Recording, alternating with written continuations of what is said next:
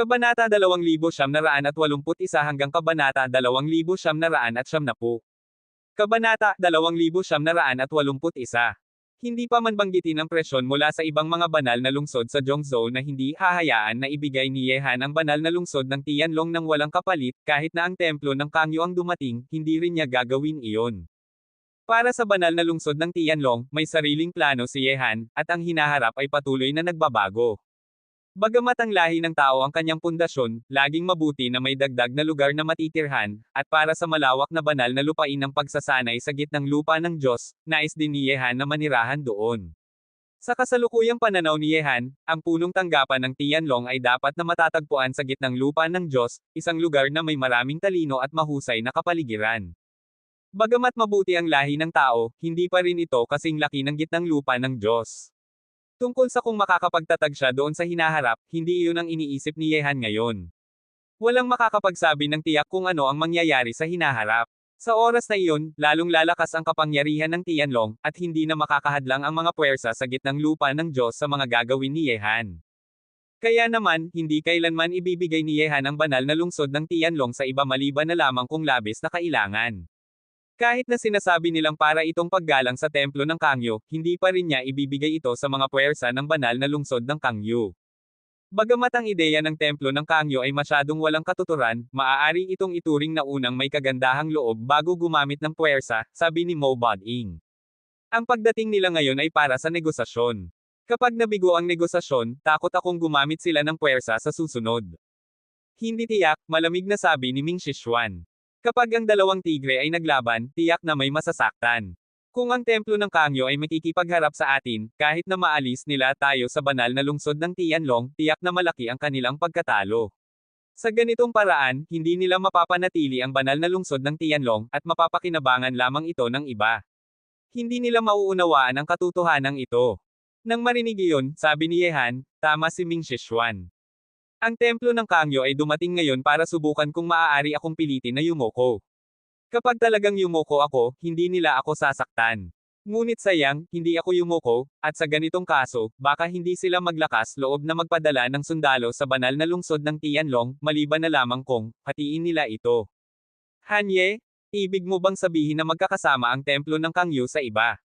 Sabi ni Mo Boding. Sa ganitong paraan, kahit na hindi nila kontrolin ang buong banal na lungsod ng Tianlong, makakakuha pa rin sila ng bahagi. Kung magpapadala ng sundalo ang banal na lungsod ng Kangyo laban sa banal na lungsod ng Tianlong, kahit na manalo sila, hindi nila mapapanatili ito sa huli. Hindi makakalimutan ng mga tao sa banal na lungsod ng Kangyo ang mga kalamangan at kahinaan nito, at ang pinakamabuting paraan ay magkasama sila sa ibang mga banal na lungsod at hilingin kay Yehan na ibigay ang banal na lungsod ng Tianlong. Sa ganitong paraan, makakakuha rin ang templo ng Kangyo ng bahagi ng mga mapagkukunan doon at hindi mawawala ng anuman. Dahil hindi nila ito maubos ng buo, kailangan na lang ng templo ng Kangyo na kumuha ng pangalawang pinakamabuti. Gayunpaman, determinado si Yehan na huwag ibigay ang banal na lungsod ng Tianlong, kahit na sino pa ang dumating, kahit na magkasama ang mga malalaking banal na lungsod na magpupumilit, hindi siya bababa ng kahit na kalahating hakbang. Umalis si Kangyo Tianhai sa banal na lungsod ng Tianlong kasama ang mga may kakayahang tao mula sa templo ng Kangyo.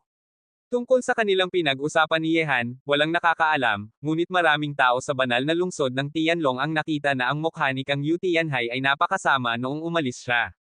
Mula rito, maaari nang hulaan ng mga tagapaglabas na nabigo ang negosasyon sa pagitan ng templo ng Kangyo at ni Yehan. Narinig ko na pumunta si Kangyo Tianhai sa banal na lungsod ng Tianlong, ngunit sa lakas ng kanyang tapang, medyo kulang siya para mapahina ang mayabang na binatang iyon na si Hanye. At narinig ko rin na ang mukha ni Kangyo Tianhai ay napakasama noong umalis siya. Mukhang hindi natupad ang kanilang sariling panaginip. Sa banal na lungsod ng Taiyin, ang mga pinuno ng dambana ng Guangwo ay lahat narito kamakailan. Ang banal na lungsod ng Taiyin ay ang pinakamalapit sa banal na lungsod ng Tianlong, at madali ring subaybayan doon ang lahat ng kilos ng banal na lungsod ng Tianlong. Nang marinig ang salita ng pinuno ng dambana ng Guangwo, ngumisi ang pinuno ng palasyo ng Taiyin at sabi, bagamat ang binatang iyon na si Hanye ay medyo nakakainis, kailangan kong aminin ang kanyang kakayahan. Ang paghiling na ibigay niya ang banal na lungsod ng Tianlong nang walang kapalit ay isang panaginip lamang. Kung hindi gagamit ng puwersa sa malaking kayamanan na iyon sa banal na lungsod ng Tianlong, walang ibang paraan para mapahina si Hanye. Sabi ng pinuno ng dambana ng Guangwo, gayunpaman, ipinapakita nito rin ang determinasyon ni Han Ye sa banal na lungsod ng Tianlong. Kung nais nating makuha ito, kailangan nating magpakita ng tapang. Pinuno ng Taiyin, mukhang dapat tayong maghanda na. Dapat itong gawin ng maaga kaysa sa huli.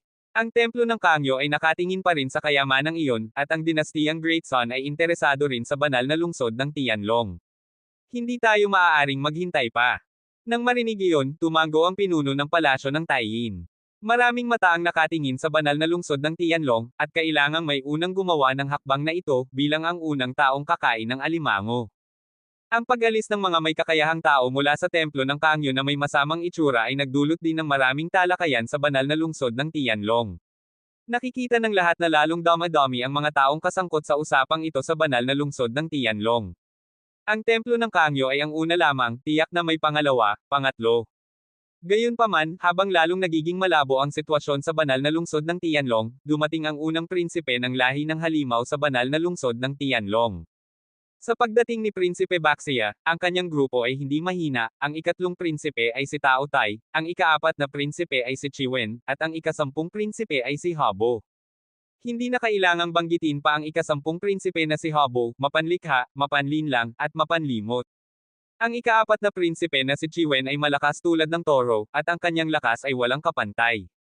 Tulad ng orihinal na prinsipe na bilanggo, isa rin siyang nakakatakot na henyo sa pagsasanay ng katawan. At ang ikatlong prinsipe na si Tao Tai ay mas lalong mahusay. May chismis na ipinanganak siyang may nakakatakot na likas na kakayahan na kumain ng kaluluwa ng lahat ng bagay. Ang kaluluwa ng lahat ng bagay ay ang pinagmumula ng kanyang lakas para umunlad. Bukod pa rito, sa likod ng apat na prinsipe ng lahi ng halimaw, maraming malalakas na tao mula sa lahi ng halimaw.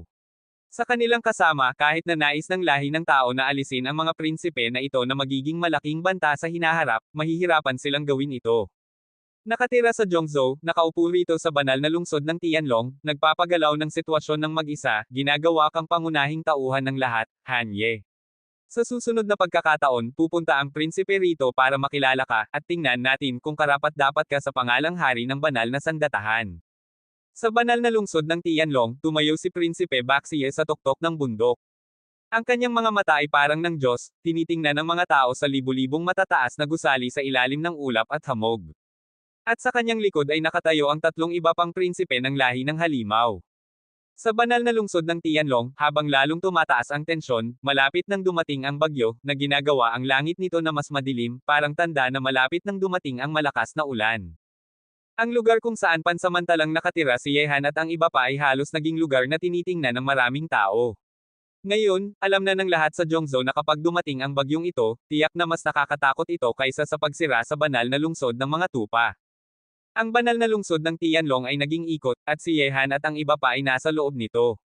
Malulunod ba sila ng walang awa? O makakalabas sila sa ikot na ito? Walang nakakaalam ng sagot pa. Kabanata 2982.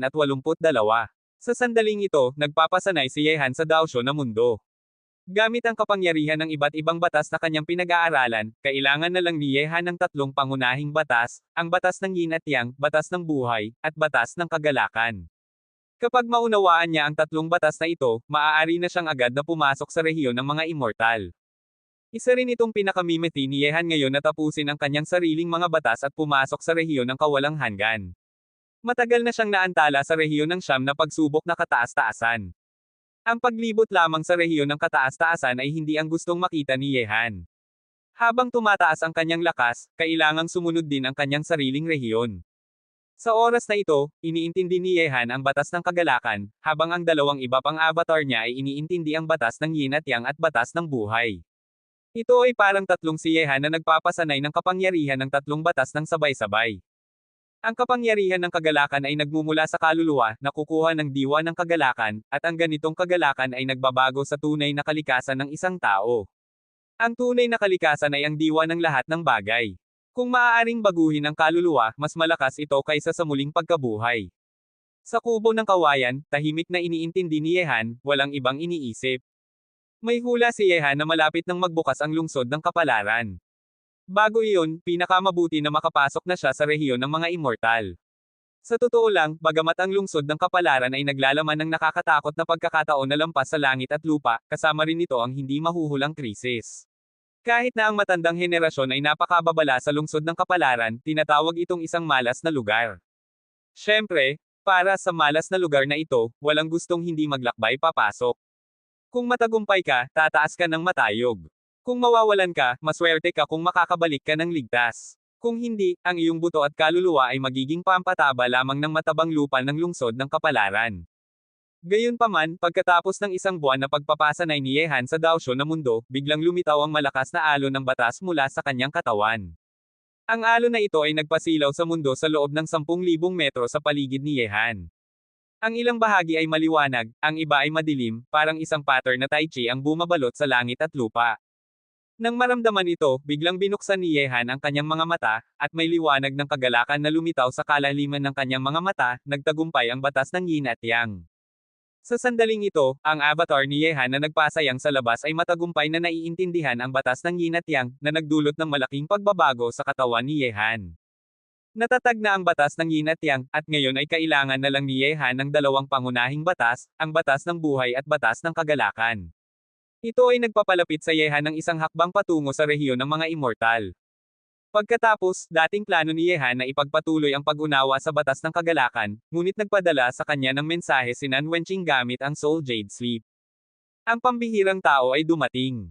Nang matanggap ang mensahe ni Nan Wenqing, unti-unting naging pabilog ang mga gilid ng mga mata ni Yehan.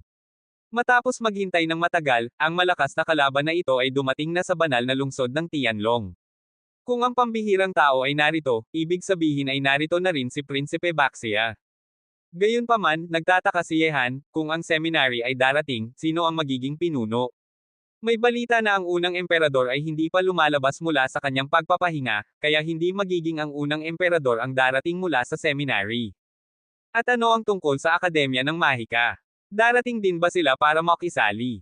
Gayunpaman, dahil nandito na si Prinsipe Baxia sa banal na lungsod ng Tianlong, hindi na plano ni Yehan na ipagpatuloy ang pag-aaral ng batas sa kanyang pagpapahinga. Gusto rin ni Yehan na makilala ang kalaban na ito na si Baxia. Nang lumabas si Yehan mula sa daosyo na mundo, ang mga batang may kakayahang tao sa listahan ng banal na sandatahan, sina Xia Ben, Nan Wenqing, at Mo Hailan, ay nagtitipon-tipon sa bulwagan. Ang mga batang may kakayahang tao sa listahan ng banal na sandatahan ay alam lamang na nagpapahinga si Yehan para intindihin ang batas, ngunit hindi nila alam na pumasok siya sa daosyo na mundo para magpasanay. Ginoo, lumitaw na si Prinsipe Baxia sa banal na lungsod ng Tianlong. Ang bagay na ito ay nagdulot ng malaking alon sa banal na lungsod ng Tianlong, at kahit na ang Zhongzhou ay nagwawasak dahil dito. Ngayon, alam na ng lahat na dumating si Prinsipe Baxia para sa iyo. Lahat ay inaasahan ang inyong labanan ni Prinsipe Baxia. Ang mga mata ng lahat ay nakatingin kay Yehan. Walang makakapag-iwas na pansinin ang pagdating ni Prinsipe Baxia. Sa totoo lang, kinakatawan ni Prinsipe Baxia hindi lamang ang akademya ng Tianfeng, kundi pati na rin ang isang malakas na lahi, mas malakas pa kaysa sa malalaking puwersa tulad ng templo ng Kangyo. Sa paningin ng mga batang may kakayahang tao sa listahan ng banal na sandatahan, hindi sila matatakot sa pagharap sa templo ng Kangyo, kahit na ang templo ng Taiyin, dambana ng Guangwo, at iba pang puwersa. Ngunit sa harap ni Prinsipe Baxia, nararamdaman nila na ang agwat ay napakalaki.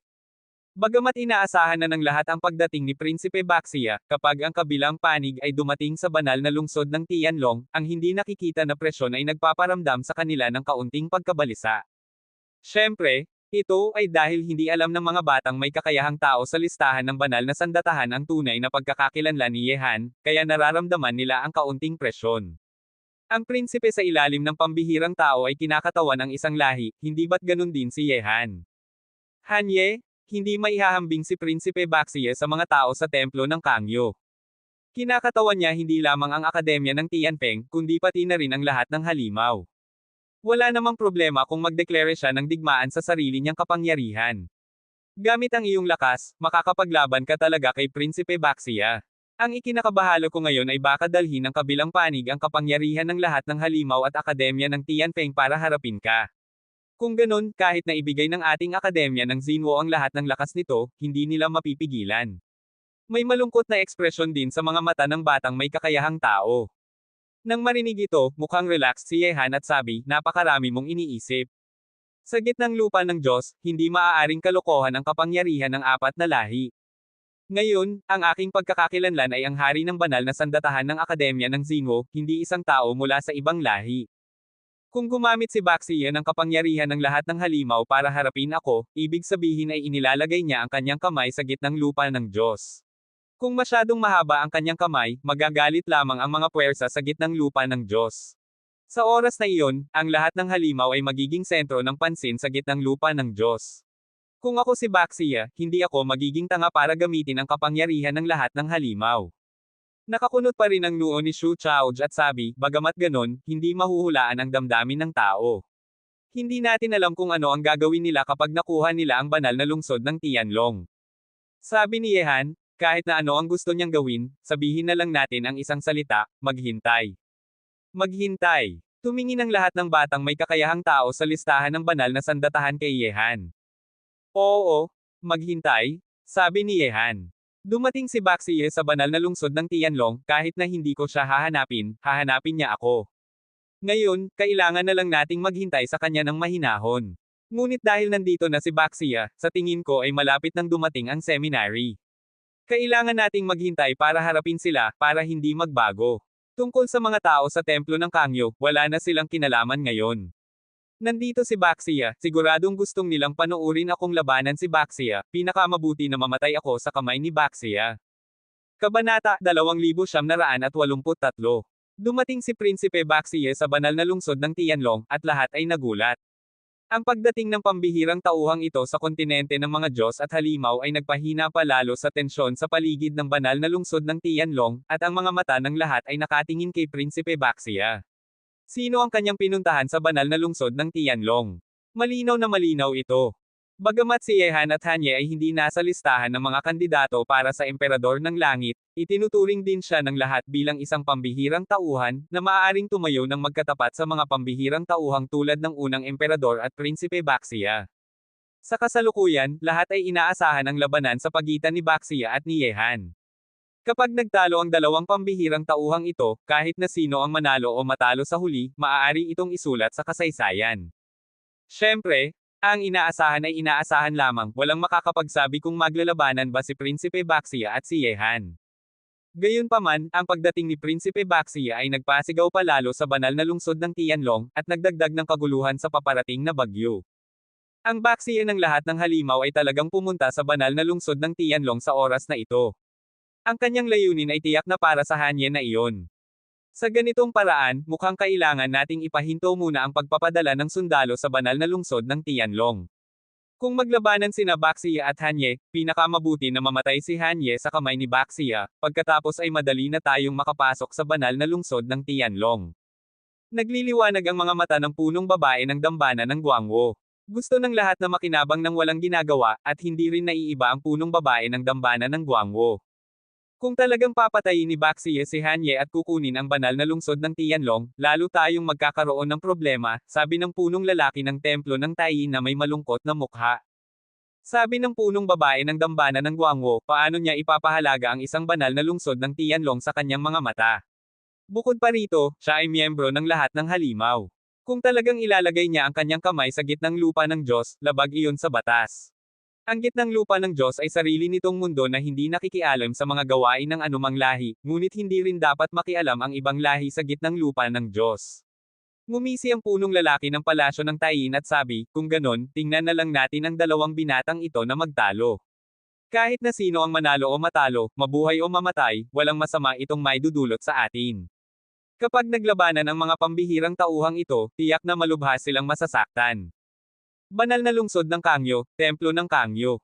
Ang punong lalaki ng Templo ng Kangyo ay nakipag-usap din kay Kangyu Tianhai tungkol sa banal na lungsod ng Tianlong. Kapatid, ngayon ay nakisali na rin ang Baxia ng lahat ng halimaw, ano ang gagawin natin tungkol sa banal na lungsod ng Tianlong? Sabi ni Kangyu Tianhai na may malungkot na mga mata. Nang marinig ito, malalim na boses na sabi ng punong lalaki ng Templo ng Kangyo, tiyak na para kay Hanye ang pagpunta ni Baxia sa banal na lungsod ng Tianlong. Maaaring maglabanan ang dalawang binatang ito. Ipahinto muna ang pakikipag-ugnayan sa templo ng Taiyin.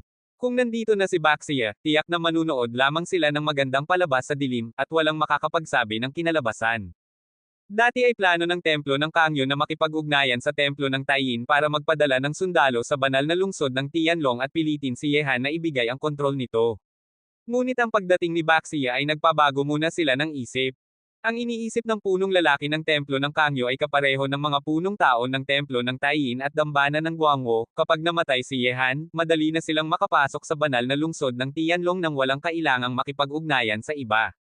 Gayunpaman, hindi alam ng punong lalaki ng templo ng Kangyo na ang templo ng Taiyin na gusto niyang kasama ay nakipag-ugnayan na sa dambana ng Guangwo. Sa banal na lungsod ng Tianlong, may nakakatakot na galit na lumalabas sa mukha ni Prinsipe Baxia ngayon. Pumunta siya sa Zhongzhou para makilala si Yehan, kahit na iniwan niya sina Bian, Yazi, at Xuanni. Ngunit hindi pa rin nila napigilan si Kang Tianzan, ang mga pinakamahusay na tao ng lahat ng halimaw na pumunta sa gitnang lupa ng Diyos ay pinatay na ng mga pinakamahusay na tao ng lahi ng tao na pinamumunuan ni Kang Tianzan. Kapatid, nandito na tayo sa Zhongzhou. Ang mga pinakamahusay na henyo ng lahi ng tao ay mas malakas pa kaysa sa atin, at hindi sila makakapunta rito para tumulong. Mukhang kailangan na lang nating hilingin ang tulong ng Akademya ng Tianfeng.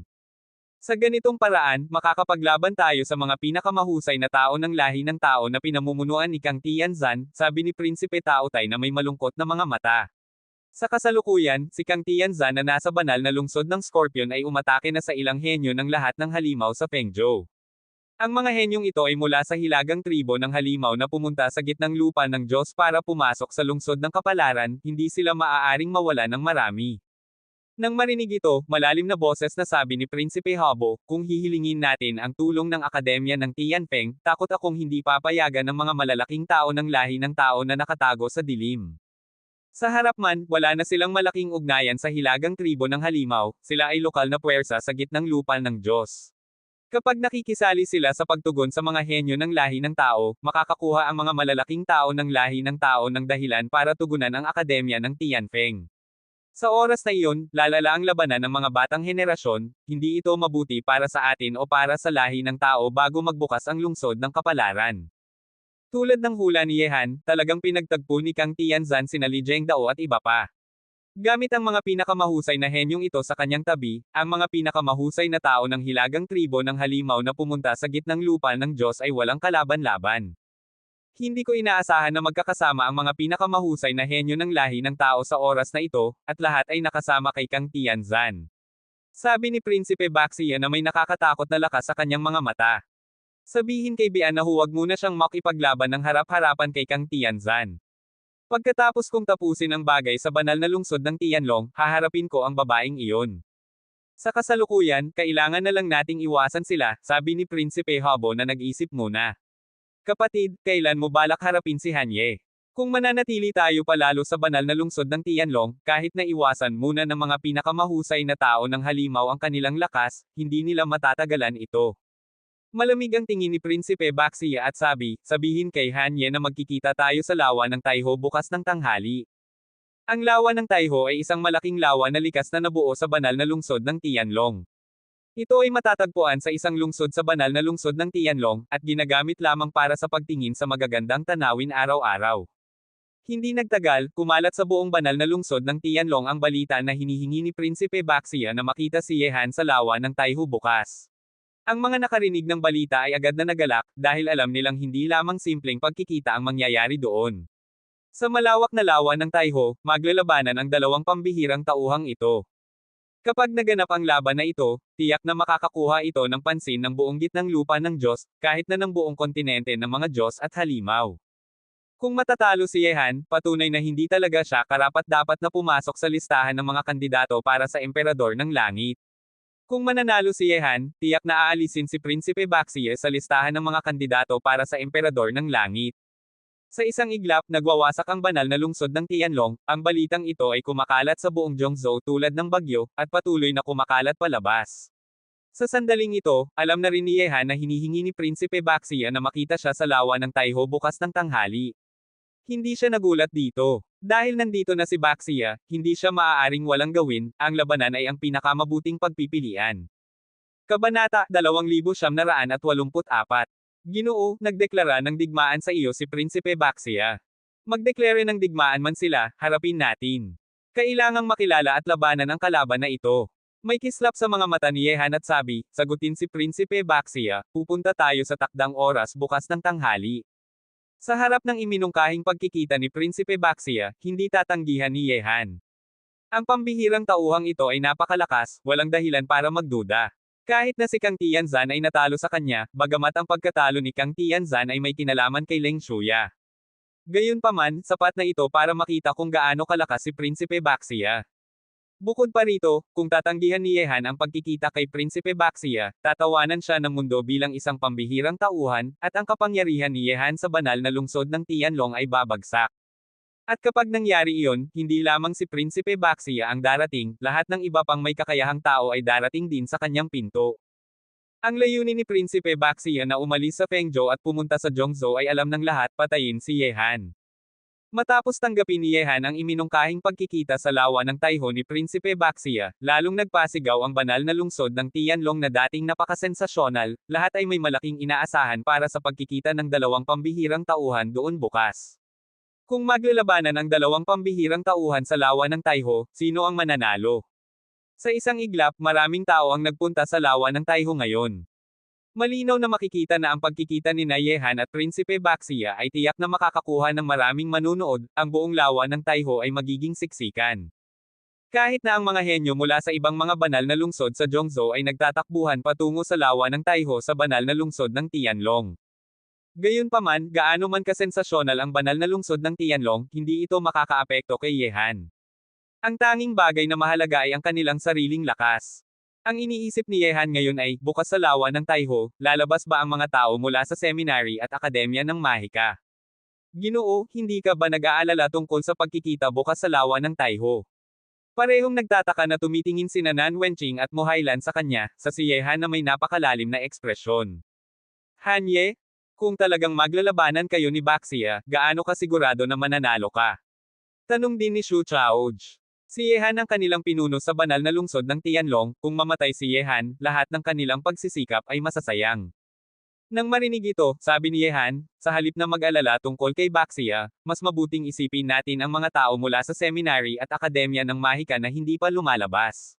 Dahil inimungkahi ni Baxia ang pagkikita, hindi siya magkakaroon ng kalokohan. Ngunit ang seminary at akademya ng Mahika na hindi pa lumalabas ay kailangang bantayan. Tungkol sa kung gaano ako sigurado na talunin si Baxia, malalaman natin iyon pagkatapos ng labanan. Si Baxia ang pinakamalakas na bata sa daan-daang milyong tao ng lahat ng halimaw. Ang lakas ng kabilang panig ay hindi lamang salita, kahit na si Yehan ay hindi maaaring sabihin ng basta na may sapat na sigurado siyang talunin si Prinsipe Baxia. Kahit na ang unang emperador na nasa unang pwesto sa listahan ng mga kandidato para sa emperador ng langit ay hindi maaaring gumawa ng desisyon ng basta. Ang seminary at akademya ng Mahika ay hindi pa lumalabas, talagang mahirap hulaan ang gagawin nila. Ngunit ang pagkikita bukas sa lawa ng Taiho ay napakasaya, sa tingin ko, hindi sila mawawala at lalabas din doon, mabagal na sabi ni Mo Boding. Nang marinig ito, bulong ni Xu Chaoj, Hanye, ang kaganapan bukas ay tiyak na labanan ng mga batang henerasyon, hindi dapat makialam ang matandang henerasyon. Kung lumabas ang seminary at akademya ng Mahika at may mangyaring hindi inaasahan, gagawin natin ang lahat para harapin sila. Bilang miyembro ng dalawang malaking akademya, si Baxia ay ikaw na lamang ang makakapagharap. Tumango si Yehan. Kapag naglabanan ang mga batang henerasyon, hindi maaaring gamitin ni Yehan ang mga malalakas na tao sa kanyang tabi. Kailangan niyang umasa sa sarili niya para harapin ang anumang presyon. Mabilis na lumipas ang araw. Sa araw na ito, libu-libong nagpapasanay ang nagtitipon-tipon sa tabing ng lawa ng Taiho mula pa noong umaga. At habang papalapit ang oras sa tanghali, lalong damadami ang mga nagpapasanay na pumupunta doon, ang langit at lupa ay puno ng mga tao na parang langgam, na kumakalat ng mahigit sa 10 milya. Ang mga mata ng lahat sa langit at lupa ay nakatingin sa malawak na lawa ng Taiho. Sa sandaling ito, walang tao sa lugar ng lawa ng Taiho. Kumpara sa karaniwang kaguluhan, tila napakalinis nito, tanging ang puting hamog na nakapaligid sa ibabaw ng lawa ang makikita, na parang larawan. Sa oras na ito, sa ilalim ng mga tingin ng libu-libong tao sa langit at lupa, biglang lumitaw ang mga figures sa malawak na may hamog na lawa ng Taiho. Lumitaw sila sa ibabaw ng lawa tulad ng apat na itim na tuldok, at pagkatapos ay lumakad sa ibabaw ng tubig patungo sa sinaunang kubol sa gitna ng lawa ng Taiho na may sukat na ilang daang metro. Lumitaw na si Prinsipe Baxia, pati na rin sina Prinsipe Taotai, Prinsipe Chiwen, at Prinsipe Habo. Sa isang iglap parang nagkaroon ng kislap ang mga tingin sa apat na itim na figure, nagulat sila, at libu-libong mga mata ang tumutok sa kanila. Sa harap matangkad at malakas si Prinsipe Baxia. Ang kanyang mga mata na parang ng Diyos ay may nakakatakot na lakas, na hindi mo malilimutan kahit na tingnan mo lang ito. Ang mga pambihirang tauhan ay ang pangunahing tauhan ng mundong ito, ang kanilang mga tagumpay sa hinaharap ay makikita ng mundo. Talagang si Prinsipe Baxia, isang pambihirang tauhan sa listahan ng mga kandidato para sa Emperador ng Langit. Ang kanyang kagandahan ay hindi maabot ng ating henerasyon. Malapit nang magtanghali. Ngayon na lumitaw na si Prinsipe Baxia, susunod na si Hanye. Kung maglalabanan sila, kahit na sino ang manalo, magugulat ang mundo. Ang mga mata ng mga tao ay puno ng inaasahan. Kabanata 2985. At sa sinaunang kubol na iyon, nakaupo na si Prinsipe Baxia ng matatag, ang kanyang mga mata ay bahagyang nakapikit, naghihintay sa pagdating ni Yehan, at ang tatlong prinsipe na sina Taotai, Chiwen, at Habo ay nakatayo sa kanyang likod. Bagamat hindi lumitaw ang mga malalakas na tao ng lahat ng halimaw, tiyak na nasa paligid ng lawa ng Taiho sila, nanunood ng lahat ng nangyayari. Hindi nagtagal, nang ang araw ay nasa itaas na at nagsisilaw sa buong mundo, lumitaw din sina Yehan at ang iba pa. Hehe, talagang napakasigaw dito. Sa tabing ng lawa ng Taiho, dahan-daang dumating sina Yehan at ang iba pa, sa kanyang likod ay malakas na grupo, na may mahigit sa 100 tao sa listahan ng tunay na sandatahan at banal na sandatahan. Kapatid Hanye, sa sandaling ito, may figure na lumapag sa harap ni Yehan at ang iba pa, ito ay si Yun Mocking mula sa Shenzhou, na tila naghihintay sa pagdating ni Yehan. Kapatid mo Ching, narito ka rin. Tumawa si Yehan. Ngumiti si Yun Mocking at sabi, nakarating lang ako sa Zhongzhou ngayon, buti na lang hindi ako nakalimutan ang pambihirang tanawin na ito. Tumango si Yehan, tumingin siya sa sinaunang kubol sa gitna ng lawa ng Taiho, at agad na ngumiti, Ching Ching, Hailan, Bobo Ben, sumunod sa akin para makilala si Prinsipe Baxia. Ang lahat ay maghintay dito na lang. Pagkatapos, sa isang daungan sa lawa ng Taiho, isang maliit na bangka na gawa sa kahoy ang lumakad sa malawak na lawa ng Taiho tulad ng maliit na bagay. Sa unahan ng bangka, isang binata na nakaputi ang nakatayo na may mga kamay sa likod, naglalakad laban sa hangin, titingin sa harap, sa kanyang likod ay nakatayo ang dalawang magagandang babae na nakaputi rin. Sa daungan na iyon, isang matangkad at malakas na binata ang nagpapagalaw ng sandok, na ginagawa ang bangka na lumakad patungo sa gitna ng lawa ng Taiho. Ang tanawin na ito ay napakaganda na hindi mo makikita ang anumang mali. Nandito na si Hanye. Nang makita ito, lalong nagningning ang mainit na tingin ng lahat sa langit at lupa, ang kagandahan ng kabilang panig ay hindi hihigitan ang kay Prinsipe Baxia. Ang pagdating ni Prinsipe Baxia ay parang gamot na iniksyon sa puso ng lahat, at ang pagdating ni Yehan ngayon ay parang apoy na agad na nagpasigaw sa buong tanawin. Nagwawasak ang langit at lupa, at lahat ng mga mata ay nakatingin sa bangka na lumalakad sa lawa ng Taiho. Ang gwapong binatang nakaputi ay may napakalaking kagandahan, na hindi hihigitin ang makapangyarihan at parang Diyos na prinsipe. Talagang si Hanye, dumating siya para sa pagkikita. Si Prinsipe Baxia ay dinala ang tatlong iba pang prinsipe sa lawa ng Taiho. Si Hanye ay dinala lamang ang tatlong tao, parang naglalaro lang sila. Sa harap ng tao tulad ni Prinsipe Baxia, ang kanyang malalim na ugali at magandang kagandahan ay walang kapantay. Ang kaguluhan sa langit at lupa ay parang alon sa lawa ng Taiho, na bumabalot sa buong lawa. Ngunit sa sandaling ito, sa sinaunang kubol sa gitna ng lawa ng Taiho, lahat ng tatlong prinsipe na sina Taotai, Chiwen, at Habo ay tumitingin sa binatang nakaputi na nagpapagalaw ng bangka. Sikat ang kabilang panig sa isang labanan sa Shenzhou, kilala sa buong mundo bilang pambihirang tauhan, at pagkatapos ay lumipat sa Zhongzhou na nagpasigaw sa buong gitnang lupa ng Diyos. Hindi ito ang unang beses na narinig ng tatlong prinsipe ang kanyang pangalan. Sa oras na ito, si Prinsipe Baxia na may bahagyang nakapikit na mga mata ay dahan-daang binuksan ang kanyang mga mata na parang ng Diyos ay tumingin sa may hamog na lawa, at sa huli ay tumutok sa figurang nakaputi. Sa sandaling iyon, may nakakatakot na talim na lumabas mula sa katawan ni Prinsipe Baxia, ang mga nakaramdam ng talim na iyon ay parang may napakagandang espada na malapit ng ibukas sa sinaunang kubol. Ang ilang mga mahihinang nagpapasanay ay napayuko dahil sa presyon na ito. Ang pagdating ni Hanye ay nagpasigaw ng damdamin ng labanan ni Prinsipe Baxia. Mukhang maglalabanan sila sa lawa ng Taiho ngayon. Ang mga mata ng lahat ay nag-aapoy. Sa bangka, nakatayo si Yehan na may mga kamay sa likod. Naramdaman din niya ang damdamin ng labanan mula sa sinaunang kubol. Sa totoo lang, gustong din ni Yehan na maranasan ang lakas ng pinakamalakas na kalaban na si Prinsipe Baxia. Mabilis na huminto ang bangka sa harap ng kubol, at dahan-daang pumasok sina Yehan at ang iba pa sa loob. Hanye, napakasunod mo sa oras. Pinahahalagahan ka ng prinsipe. Tumingin sila sa isa't isa, at dahan-daang tumayo si Prinsipe Baxia. Ang kanyang matangkad at malakas na katawan ay mas mataas ng isang ulo kay Yehan. Ang pagtayo niya ay paggalang niya sa kanyang kalaban, bagamat gustong patayin ni Prinsipe Baxia si Yehan, hindi ito nakakaapekto sa kanyang paggalang sa kanya bilang kalaban. Kung ito man ay lakas, kakayahan, o sikat sa kontinente ng mga Diyos at halimaw, karapat-dapat si Yehan na tumayo ng magkatapat sa kanya, ang prinsipe ng lahat ng halimaw. Bahagyang ngumiti si Yehan at sabi, palagi akong sumusunod sa oras para sa mga taong gusto ko. Mangyaring umupo. Pagkatapos, umupo silang magkatapat, sina Shaben, Nan Wenqing, at Mohailan ay nakatayo sa likod ni Yehan. Kabanata 2986. Ang mga tingin ng mundo ay lahat nakatutok sa larawang ito. Marahil isang araw sa hinaharap, ang larawang ito ay magiging kabanata sa kasaysayan. Alam ng lahat na kapag nagkita ang dalawang pambihirang tauhan na ito, ang kasalukuyang kapayapaan ay pansamantala lamang, at pagkatapos ng katahimikan, magsisimula na ang pagsiklab. Umupo si Yehan sa harap ni Prinsipe Baxia, napaka-relax, walang anumang presyon sa kanyang katawan. Nararamdaman ni Yehan na kapag siya ay lumitaw, lahat ng sina Prinsipe Baxia at ang tatlong prinsipe sa kanyang likod na sina Tao Tai, Chiwen, at Habo ay nagpakita na ng pagnanasa na patayin siya. Tumingin si Yehan kay Prinsipe Habo, may pagnanasa na patayin na nakatago sa kalaliman ng kanyang itim na mga mata. Sa mga prinsipe ng lahat ng halimaw, bagamat hindi malakas si Prinsipe Habo sa labanan, sa puso ni Yehan, ang banta ni Habo ay pangalawa lamang kay Baxia. Bukod pa rito, dahil sa mga balak ni Habo, namatay si Chen Liu at ang lahi ng Tianmei ay ganap na nawala. Hindi lang basta hahayaan ni Yehan na mangyari ito. Nang maramdaman ang nakatagong tingin ni Yehan, naramdaman ni Prinsipe Habo ang napakalamig na hangin na dumaan sa kanyang buong katawan.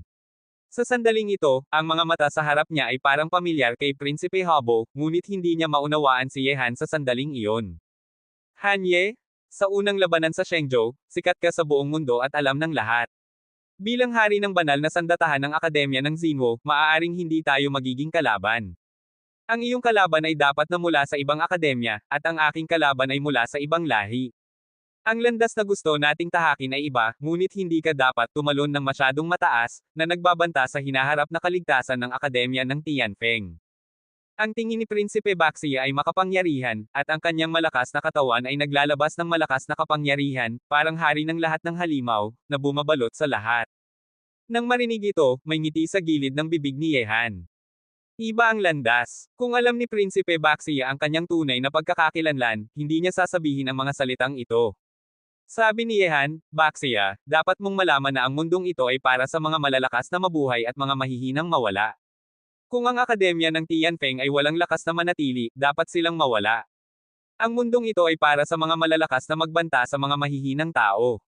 Hanye, masyadong maaga para mong sabihin kung sino ang malakas at kung sino ang mahina, sabi ni Prinsipe Baxia na tumitingin sa malawak na lawa ng Taiho. Alam mo ba kung bakit ako pumili ng lugar na ito sa lawa ng Taiho? Bahagyang ngumiti si Yehan at sabi, kung hindi ako nagkakamali, ang lugar na ito ay napakagandang sementeryo, at gustong-gusto ito ng prinsipe. Nang marinig ito, tumingin si Prinsipe Baxia kay Yehan at sabi, alam mo.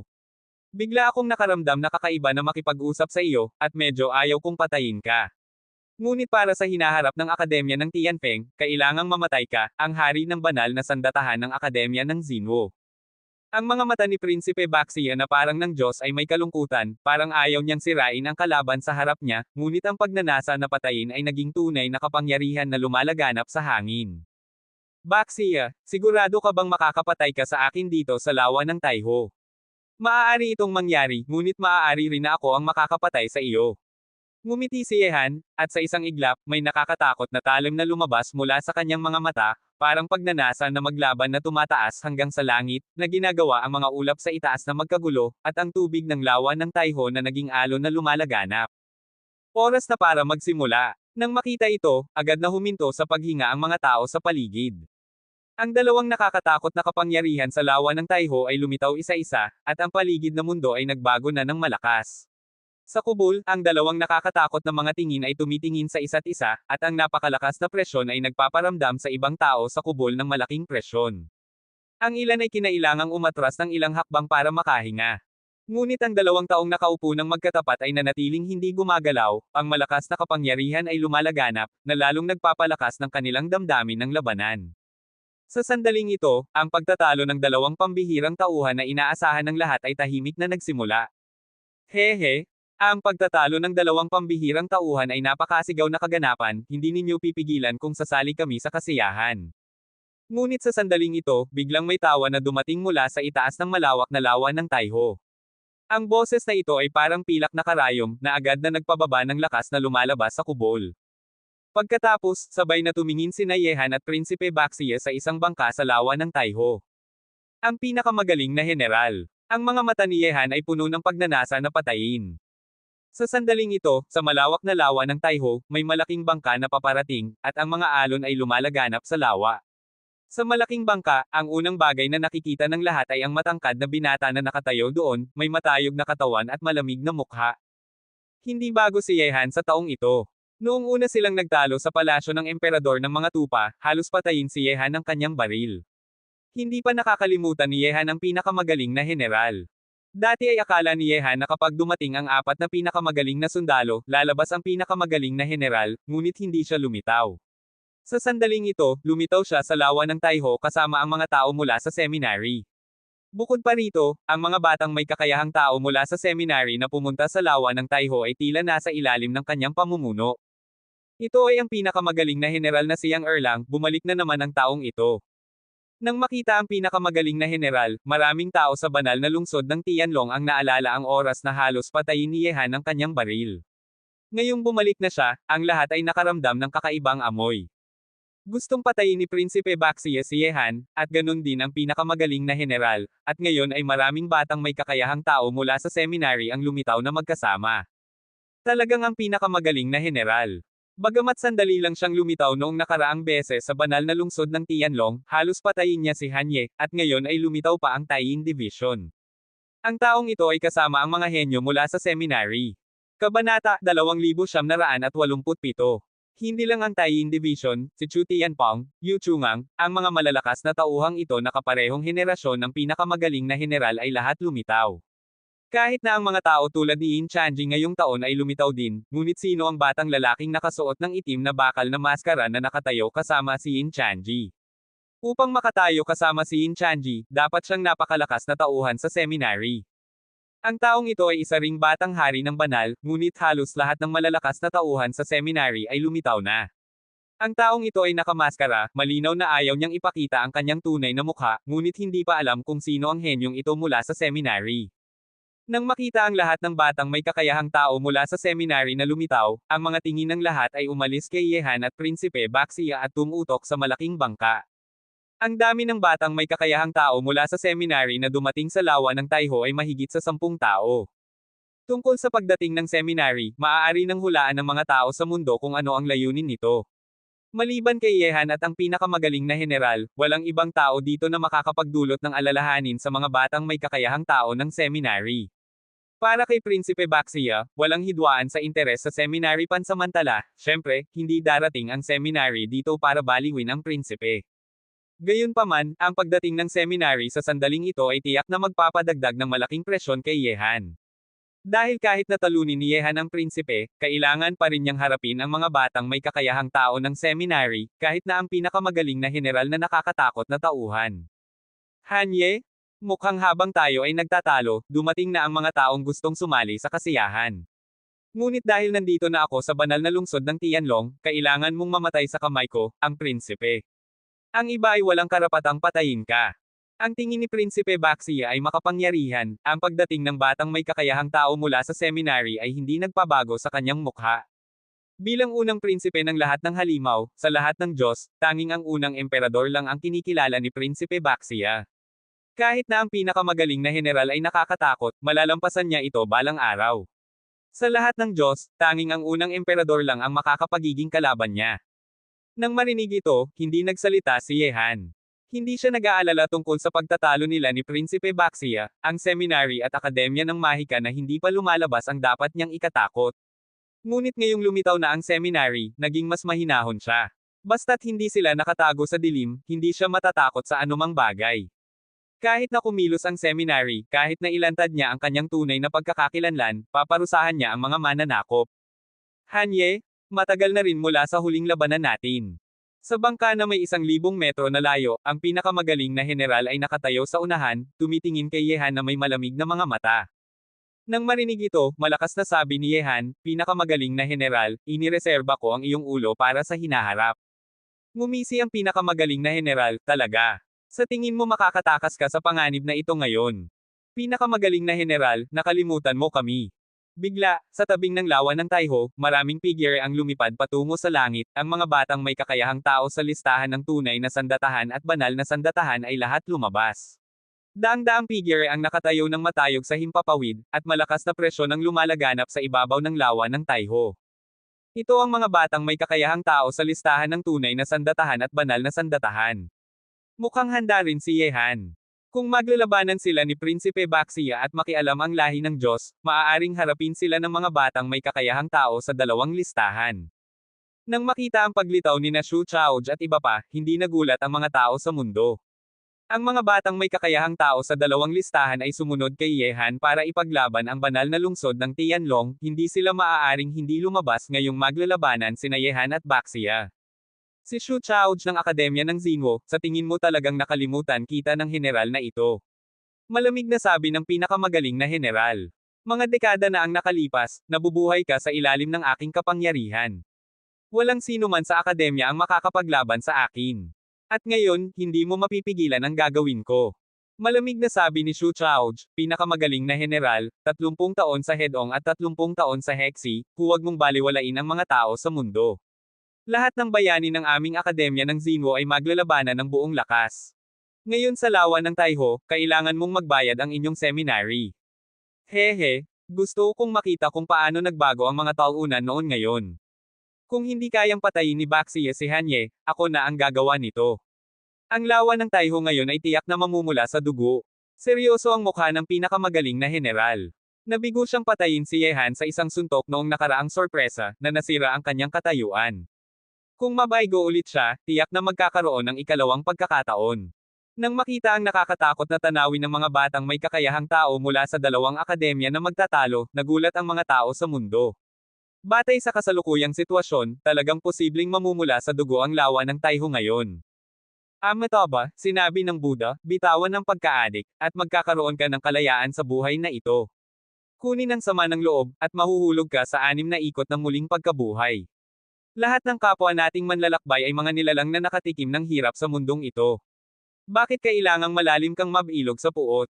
Bigla, sa sandaling ang mga batang may kakayahang tao mula sa dalawang malaking akademya ay nagtatalo, may nakitang figurang nakaputi sa lawa sa malayo, na naglalakad sa ibabaw ng alon. Ang babae ay may payapang presyon na gumagawa ng lahat na tahimik at maayos. Dumating siya sa ibabaw ng lawa, na napapalibutan ng liwanag ng Buddha, na nagpababa ng damdamin ng pagpatay sa mundo. Ito ay Buddha Chanka. Nang makita ang babaeng nakaputi na naglalakad sa lawa, lahat ng tao sa mundo ay nagulat. Kahit na sina Yehan at Prinsipe Baxia ay hindi inaasahan na lalabas si Buddha Chanka mula sa Buddhist Academy sa lawa ng Taiho.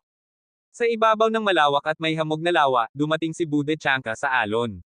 Ang kanyang presyon ay tahimik at maayos, nakaputi, parang Diyosa na dumating sa mundo, o parang Guanyin na nagmamalasakit sa lahat ng nilalang. Ang kanyang magandang mukha ay maaaring ikumpara sa anumang babae sa mundo. Si Buddha Chanka, ang kanyang kagandahan ay ang pinakamaganda sa lahat ng nilalang. Ang kanyang kagandahan ay hindi lamang sa kanyang hitsura, kundi pati na rin ang kanyang hindi kapani-paniwalang ugali ng Buddha. Gayunpaman, bagamat ang hitsura ni Buddha Chanka ay walang kapantay, siya ang pinakamahusay sa mundo. Sa sandaling ito, walang kahihiyan sa mga tingin ng mga tao sa tabing ng lawa ng Taiho, parang siya ang tanging dalisay na lugar sa maruming mundong ito, na hindi kayang sirain. Si Buddha Chanka, dumating na siya sa banal na lungsod ng Tianlong. Kabanata 2988. Sa sinaunang kubol, tumingin si Yehan sa figurang nakaputi na lalong lumalapit. Bagamat nakakita na si Yehan ng maraming magagandang babae sa mundo, ang paglitaw ni Buddha Chanka ay nagpahanga sa kanya ng lihim.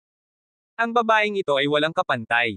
Bago makilala si Budechanka, akala ni Yehan na ang kabilang panig ay isang babae na walang buhok at nakakasok na, ngunit hindi niya inakala na bagamat siya ay ipinanganak sa Budismo, siya ay malaya at naiiba, parang bulaklak ng prutas na tumutubo sa yelo, na sapat na para mapahanga ang mundo. Binibining Budechanka, bakit ka dumating sa lawa ng Taiho ngayon?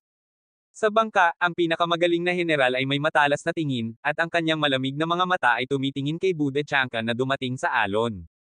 Hindi lamang sina Yehan at ang prinsipe ang hindi inaasahan na darating si Budechanka, pati na rin ang pinakamagaling na heneral. Bagamat malakas ang Buddhist Academy, hindi ito nakikialam sa mundo at nakatuon sa Budismo. Maraming puwersa ang nagpapanatili ng ugali na huwag silang galitin, sa totoo lang, ang Buddhist Academy ay kumakatawan sa matayog na sinaunang paniniwala, ang Budismo. Sa buong gitnang lupa ng Diyos, tanging ang mga sekta ng Tao na lumabas mula sa bundok noong panahon ng Kaiganhawahan ang makakapaglaban sa mga sekta ng Budismo. Matapos marinig ang mga salita ng pinakamagaling na heneral, lahat ng tao sa mundo ay nagtataka. Bakit lumitaw si Budechanka sa lawa ng Taiho? Alam ng lahat na ang lawa ng Taiho ay ang larangan ng labanan ni Yehan at Prinsipe Baxiya ngayon. Hindi kakaiba na sumali ang seminary, ngunit ang Buddhist Academy na palaging walang pakialam sa mundo ay narito rin, na medyo nakakalito. Gayunpaman, sa paglitaw ni Budechanka, ang mga tao mula sa apat na malalaking akademya ng gitnang lupa ng Diyos ay nagtitipon-tipon dito ngayon. Ang Akademya ng Zinwo, Seminary, Buddhist Academy, at Akademya ng Tianfeng na kinakatawan ni Prinsipe Baxiya, sa 5 akademya, tanging ang mga tao mula sa Akademya ng Mahika ang hindi lumitaw. Ang layunin ni Chanka ay iligtas ang mga tao. Sa ibabaw ng malawak na lawa, ang boses ni Budechanka ay malalim, bagamat parang mahina ang boses, malinaw itong naririnig ng lahat ng tao sa mundo. Ang malalim na boses na ito ay gumawa ng malawak at magulong lawa ng Taiho na maging tahimik. Iligtas ang mga tao. Sinong ililigtas mo? Ang pinakamagaling na heneral ay umatras ng isang hakbang at nakatayo sa dulo ng bangka, ang kanyang mga mata ay malamig. Bagamat ayaw niyang galitin ang Buddhist Academy, pinakamabuti na huwag silang makialam sa gagawin niya. Naririnig kong may matayog na batas si Budechanka sa kanyang katawan. Bagamat bata pa siya, ang kanyang pag-unawa sa batas ay kahanga-hanga.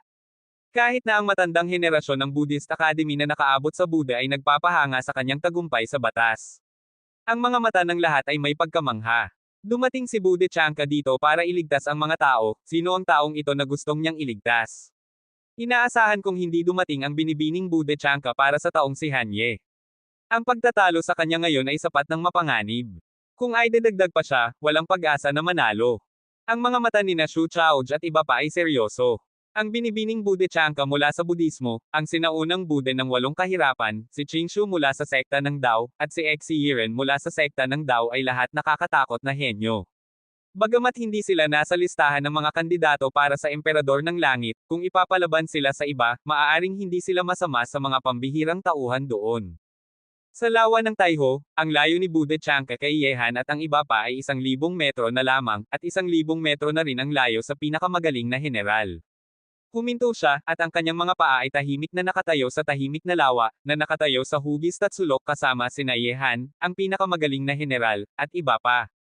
Ang panganib ay lumitaw dahil sa tao, at mawawala dahil sa tao. Ang aking Buddha ay mabait. Handa akong ibigay ang aking sarili para matupad ang malaking layunin.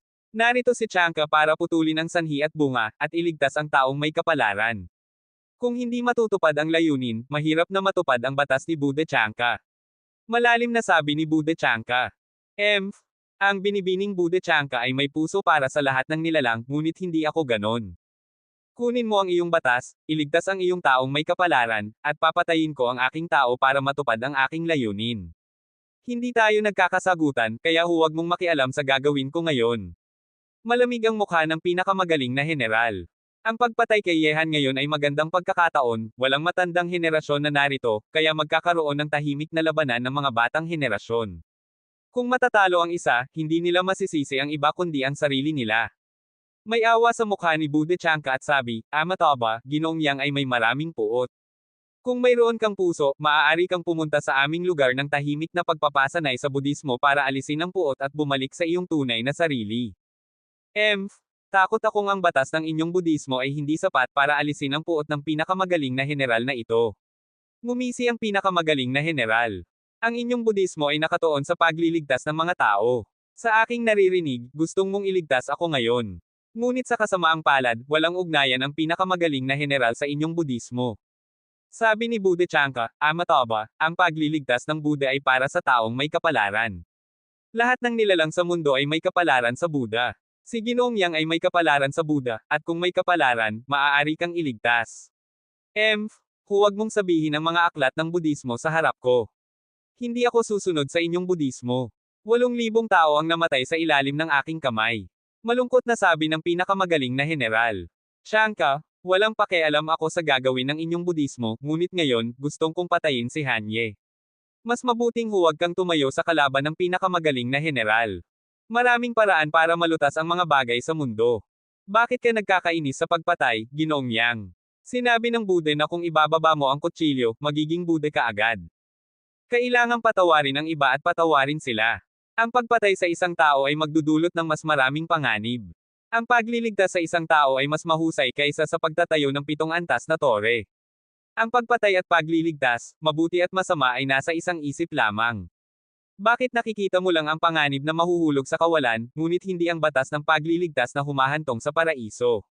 Lihim na umiling si Buddha Chanka, at may kalungkutan sa kanyang tahimik na mga mata. Malamig ang tingin ng pinakamagaling na heneral at sabi, ang pagpatay sa isang tao ay kasalanan, at ang pagpatay sa 10 tao ay kasalanan din. Dahil pareho silang kasalanan, mas gugustuhin kung magkasala kaysa mabuhay mag-isa sa inyong boring na Budismo. Ngayon, si Hanye ay mamamatay. Lahat ay nagulat sa puot ng pinakamagaling na heneral. Kung ikukumpara sa puot ni Prinsipe Baxiye kay Yehan, mas malakas ang puot ng pinakamagaling na heneral, parang hindi siya titigil hanggang sa patayin si Yehan. Kung magkakaroon ng labanan, kailangan nating tatlo na harapin ang pinakamagaling na heneral na ito. Napakas malakas ng pagnanasa niyang patayin si Hanye. Nakakunot ang noo ni Xu Chaoj at sabi, tumango sina Mo Boding at Ming Shishuan. Hey! Walang hiya, sa tingin mo makakapatay ka sa aking amo nang hindi mo tinatanong ang ikapitong Panginoon. Kabanata 2989. Bigla, habang ang nakakatakot na puot ng pinakamagaling na heneral ay lumalaganap sa mundo, isang napakalakas na boses na may kaparehong nakakatakot na puot ay tahimik na dumating sa ibabaw ng lawa ng Taiho. Sino ang mayabang na tao? Lumabas ka para sa heneral na ito. Sa itaas ng lawa ng Taiho, narinig ng pinakamagaling na heneral ang napakalakas na boses na dumadaan sa langit at lupa, ang kanyang malamig na mga mata ay napakalakas. Dito, sino ang magtatagumpay na baliwalain ang pinakamagaling na heneral? Lahat ng tao sa mundo ay nagulat din. May lakas ng loob na baliwalain ang pinakamagaling na heneral, sino ang may-ari ng mayabang na boses na may nakakatakot na puot? Ang nakakatakot na pagkalat ng puot ay mahirap pantayan kahit ng pinakamagaling na heneral. Amo, narito na ang taong iyon. Sa loob ng sinaunang kubol, may ngiti sa simpleng mukha ni Shaben, at kasabay nito, may bahid ng pagkabigat ng loob. Ang dalawa ay dumating sa gitnang lupa ng Diyos ng mag-isa, ang isa ay sumali sa Akademya ng Xinhua, at ang isa ay sumali sa Buddhist Academy. Sama-sama silang tumatanggap ng suntok at nagkakaroon ng paligsahan, ang mga oras na iyon ay halaga itago. Gayunpaman, mas naaalala ni Shaben ang mga lumang araw na sumusunod kay Yehan para ipaglaban ang mundo sa China. Sa panahong iyon ng kabataan, malakas sila, tumuturo sa lahat ng bayani, at nabuhay ng walang pagsisisi, na mas halaga itago. Buti na lang, nagkita ulit silang tatlo ngayon, ang hindi malilimutang oras na iyon ay parang bumabalik na muli. Ito siya, bakit ang matigas na asno na ito ay dumating sa lawa ng Taiho? May bahid ng pagtataka sa tahimik na mga mata ni Buddha Chanka. Sino ang may-ari ng nakakatakot na puot?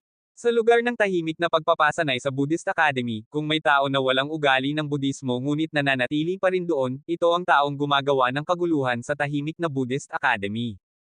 Nang isipin ng taong iyon, umiling si Buddha Chanka. Ang matigas na asno na ito, kahit na ang banal na Buddha ay hindi maalis ang kanyang puot. Sabi ng banal na Buddha, ang batang ito ay ipinanganak para pumatay, at mamamatay kapag tinihil ang pagpatay.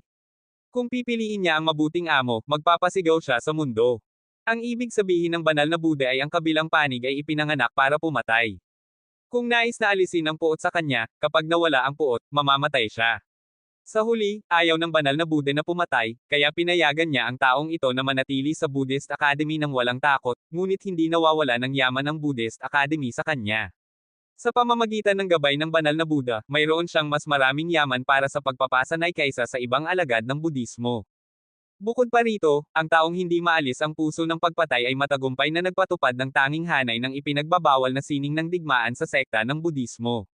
Dapat mong malaman na tanging ang hanay ng sining ng digmaan na iyon ang may pinakamataas na puot.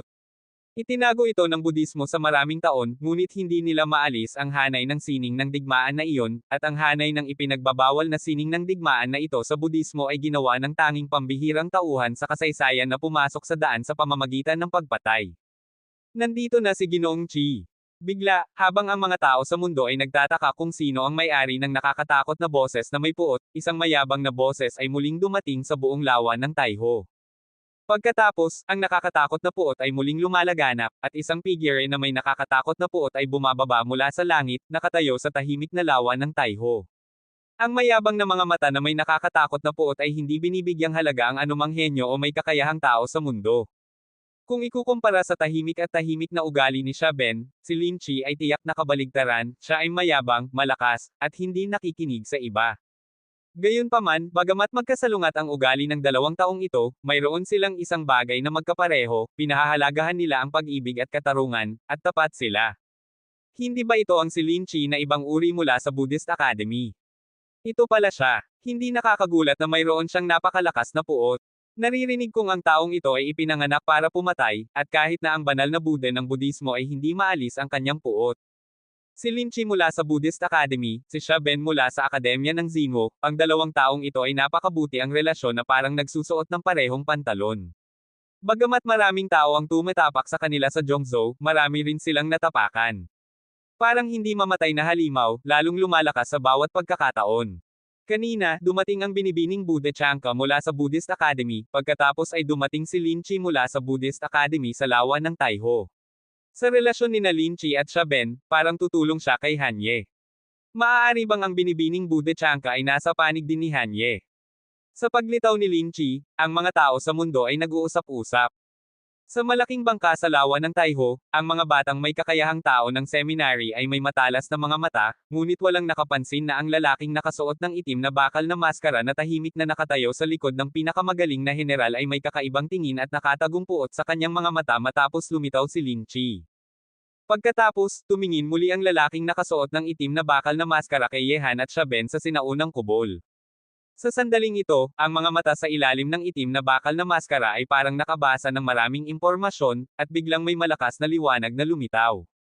Ito ka pala, matagal na tayong hindi nagkita. Ngunit sa sandaling ang mga mata ng lahat ay nakatutok kay Lin Chi, nakita siyang tumitingin kay Yehan sa kubol, ang kanyang ekspresyon ay napakasaya na hindi niya maipigilan, at ang nakakatakot na puot sa kanyang katawan ay dahan-daang bumababa. Isang maliit na kalahating banal, anong karapatan mong maging mayabang sa harap ng general na ito? Ang malamig na mga mata ng pinakamagaling na general ay tumitingin kay Lin Chi tulad ng dalawang matatalas na espada, puno ng puot. Nang marinig ito, lumingon si Lin Chi na dating masaya, wala kang hiya, pagkatapos kong makita ang pinuno, pupunta ako rito para makipag-usap sa iyo ng maayos. Kabanata 2990. Matapos sabihin iyon, sa ilalim ng mga tingin ng lahat, biglang lumuhad si Lin Chi sa isang tuhod kay Yehan sa kubol, ang pumatay ng Tianlong na si Lin Chi, nakikita ka na, pinuno. Nang makita ito, nagulat ang mga tingin ng lahat, hindi nila maipaniwala. Si Lin Chi ng Buddhist Academy, na mayabang at matapang, ay hindi binibigyang halaga ang mga batang may kakayahang tao tulad ng pinakamagaling na general. Sa mga mata ng taong ito, sino ang makakapagpahinto sa kanya na yumoko? Sa sandaling ito, kahit na ang tahimik na mga mata ni Buddha Chanka ay may pagkataka. Hindi niya nakita na ang matigas na asno na ito ay yumuko sa iba sa isang araw, at kusang loob pa. Dapat mong malaman na kahit na harapin ang banal na Buddha sa Buddhist Academy, ang matigas na asno na ito ay tumatawag sa kanya ng matandang walang buhok sa kaliwa at kanan, walang anumang paggalang. Walang sino man ang makakapagpahinto sa kanya na yumuko. Ano ang nangyayari? Sino ang kinakalingang ni Lin Chi? Kung hindi ako nagkakamali, dapat itong si Hanye, pinuno. Maaari bang si Lin Chi ay isang bayani sa ilalim ni Hanye? Sa sandaling ito, sa sinaunang kubol, sa ilalim ng mga nagulat na tingin ng lahat, lumalakad si Yehan patungo sa gilid. May malungkot na mukha siya at malakas na sabi kay Lin Chi na nakaluhod sa isang tuhod sa lawa, ito ang huling beses. Kung luluhod ka sa akin muli, puputulan ko ang binti na ito. Tandaan mo, kapatid kita. Talagang si Hanye. Noong nakaraan, sinabi ni Xiaben na siya ang digmaang Diyos ng Tianlong, at si Lin Chi ay sinabi na siya ang pumatay na Diyos ng Tianlong. Pareho silang nasa ilalim ni Han Ye. Anong grupo ang Tianlong na ito? Lahat ay nagulat. Kahit na si Lin Chi, isang halimaw na tulad niya, ay isang general sa ilalim ni Han Ye na kusang loob na sumusuko, kaya gaano kalakas ang Tianlong na ito. Nagtataka na tumitingin sina Xu Chaoj at iba pa sa tanawing ito, natuklasan nila na si Ye Han, ang hari ng banal na sandatahan, ay tila may maraming lihim. Hehe, hindi ko inakala na ang taong ito ay isang general sa ilalim mo. Mukhang nagplano ka na mula pa noong una. Sa sandaling ito, nagbago ang presyon ng langit at lupa, at maraming figure ang muling lumitaw sa itaas ng lawa ng Taiho. Mayroong halos 20 tao dito. Habang nagbabago ang presyon sa ibabaw ng lawa ng Taiho, maraming figure ang muling bumababa, at maraming tao ang dumating ngayon para sumali sa kasiyahan, halos 20. Nang makita ito, ang tingin ni Lin Chi na dating masaya at handang sumuko kay Ye Han ay agad na tumutok sa grupo ng mga figure na bumababa mula sa langit at nakatayo sa lawa ng Taiho. Kahit na ang pinakamagaling na general, prinsipe, at Bude Chanka ay tumitingin sa kanila. Ang pinuno ng lahing tao na si Kang Tianzan. Tumingin sa makapangyarihang babae na dumating kasama ang lahat ng henyo ng lahing tao, na nakaayos na parang lalaki, ang mga mata ng lahat ay nagulat muli. Ang pinuno ng lahing tao na si Kang Tianzan ay isang pambihirang tauhan sa listahan ng mga kandidato para sa emperador ng langit. Ngayon na napakasigaw ang lawa ng Taiho, dumating siya para sumali sa kasiyahan. Talagang si Kang Tianzan, o Diyos, may 2 pambihirang tauhan sa listahan ng mga kandidato para sa emperador ng langit na narito sa lawa ng Taiho ngayon. Kung ay dadagdag pa si Han Ye na katulad ng pambihirang tauhan, magkakaroon ng 3 pambihirang tauhan na nagtitipon-tipon sa lawa ng Taiho. Bukod pa rito, maliban sa mga pambihirang tauhan na ito, mayroon din ang pinakamagaling na general at binibining Bude Chanka sa lawa ng Taiho ngayon. Bihirang kaganapan na magtitipon-tipon ang mga batang may kakayahang tao sa lawa ng Taiho. Bigla, sa pagdating ni Kang Tianzan, matapos ang maikling pagkatakot, nagwawasak ang mundo. Dati ay akala ng lahat na ang lawa ng Taiho ngayon ay ang larangan ng labanan ni na Prinsipe Baxia at Ye Han, at lahat ay gustong makita ang nakakatakot na labanan ng 2 pambihirang tauhan. Ngunit bago iyon, walang sino man ang makakapag-isip na sa lawa ng Taiho ngayon, maliban sa 2 pangunahing tauhan na sina Ye Han at Prinsipe Baxia, lumitaw pa ang mga batang pinuno ng seminary sa ilalim ng pamumuno ng pinakamagaling na general. Ganon din ang akademya ng Xinwo, pagkatapos ay ang binibining Bude Chanka ng Buddhist Academy, si Lin Chi, at ngayon ay pati na ang pambihirang tauhan na si Kang Tianzan na dinala ang lahat ng henyo ng lahing tao na lumitaw sa lawa ng Taiho. Ang napakasigaw na tanawing ito, bago ito, walang sino man ang makakapag-isip na maraming batang may kakayahang tao ang magtatalo sa maliit na lawa ng Taiho na ito. Kang Tianzan. Sa bangka sa lawa ng Taiho, sa loob ng kubol, ang mga mata ni na Prinsipe Baxia at ang pinakamagaling na general ay unang tumutok kay Kang Tianzan. Nagulat din sila na si Kang Tianzan, na nasa banal na lungsod ng Magic Scorpion, ay dumating din sa lawa ng Taiho para sumali sa kasiyahan. Malamig ang tingin ni Prinsipe Baxia. Mula noong umalis siya sa Fengzhou, pinamunuan ni Kang Tianzan ang lahat ng henyo ng lahing tao na patayin ang maraming mahusay na tao ng lahat ng halimaw. Ang utang na ito ay inakala niyang tutustusan pagkatapos niyang patayin si Ye Han at puntahan si Kang Tianzan, hindi niya inakala na lalabas si Kang Tianzan sa lawa ng Taiho. Nagulat din si Ye Han nang makita ang babae na parang hari sa mundo, na may matapang na mga mata. Dumating si Kang Tianzan sa lawa ng Taiho, ngunit hindi siya in-inform bago ito, kaya hindi alam ni Ye Han na darating siya. Bukod pa rito, nang dumating si Kang Tianzan sa lawa ng Taiho ngayon, dinala niya ang 5 henyo mula sa 10 emperador ng angkan ng Kang, sina Li Zhengdao, Zhon Wushuang, anak na babae ng muling pagkabuhay, at Yi Polo. Kabilang dito ang mga digmaang hari ng Tianlong ni Ye Han, lahat ng henyo ng lahing tao at henyo ng lahat ng halimaw na umalis sa mundo ng Dao ay dumating. Ang pinuno ng lahing tao na si Kang Tianzan. Ngayong nakita ko na siya, talagang maganda siya. Tahimik na tumitingin si Bude Chanka sa maganda at mahusay na babae. Bakit, hindi ba kayo masaya na dumating ako na si Kang Tianzan? Sa ilalim ng mga tingin ng lahat, ang mayabang na mga mata ni Kang Tianzan ay dahan-daang tumitingin sa mga batang may kakayahang tao sa mundo. Bilang isa sa mga pinuno ng lahing tao at pambihirang tauhan sa listahan ng mga kandidato para sa emperador ng langit, ang kanyang katawan ay may nakakatakot na presyon. Bagamat maganda ang babae na ito, matapang at kaakit-akit, ang kanyang lakas ay napakalakas. Tiyak na walang higit sa isang batang tao sa mundo na makakapaglaban sa babae na ito.